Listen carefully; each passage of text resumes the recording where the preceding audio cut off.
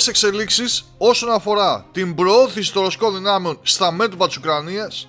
έχουμε τις τελευταίες ημέρες με τις ανακοινώσεις του Ρωσικού Υπουργείου Άμυνας να αναφέρουν τουλάχιστον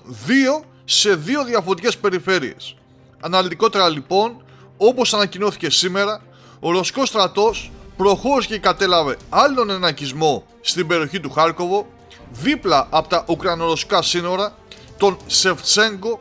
με τους Ουκρανούς να αναπτύσσουν εκεί εφεδρείες πιο εκπαιδευμένων δυνάμεων σε μια προσπάθειά τους να αποκρούσουν τους Ρώσους, κάτι που όμως δεν είχε επιτυχής κατάληξη, αφού οι άνδρες της ρωσικής ομάδας δυνάμεων Βόρεια, με την υποστήριξη του πυροβολικού και την ευρεία χρήση επιθετικών drones, έσπασαν την αντίσταση των Ουκρανών, καταστρέφοντας τις τελευταίες ομάδες της ξεχωριστής μηχανικής ταξιαρχίας πεζικού των Ουκρανικών ενόπλων δυνάμεων και τρέποντας σε φυγή όσους κατάφεραν να επιζήσουν. Μάλιστα, το Ρωσικό Υπουργείο αναφέρει και τα κέρδη που επιφέρει η κατάληψη αυτού του χωριού για τη ρωσική πλευρά,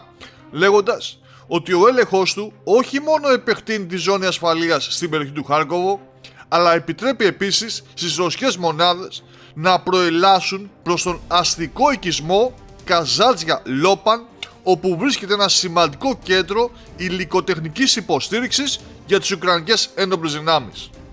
Τώρα, όσον αφορά τη δεύτερη ρωσική επιτυχημένη προώθηση, αυτή σημειώθηκε στην περιφέρεια της Ζαπορίζια, δυτικά από την πόλη Χουλιέπολη, από την ομάδα δυνάμεων Ανατολή και πιο συγκεκριμένα από στρατιώτες του 114ου Μηχανοκίνητου Συντάγματος Τυφεκιοφόρου Φρουράς,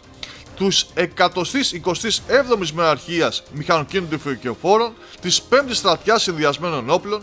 οι οποίοι μετά από παρατεταμένες σε διάρκεια μάχες πήραν υπό τον έλεγχό τους τον οικισμό Κομσομόλσκογε ή αλλιώς Γκουλιέπολεσκογε, όπως τον έχουν μετονομάσει οι Ουκρανοί, εκαθαρίζοντας μια έκταση 5 τετραγωνικών χιλιόμετρων και αναλαμβάνοντας τον έλεγχο περισσότερων από 250 κτηρίων.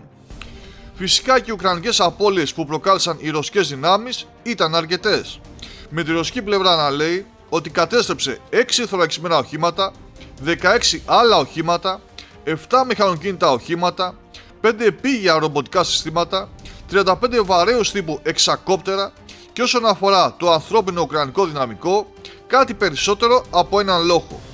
Και όλα αυτά ενώ οι Ουκρανοί συνεχίζουν να χτυπούν στα νότα των Ρώσων, προκαλώντας προβλήματα στις γραμμές τροφοδοσίας και ανεφοδιασμού,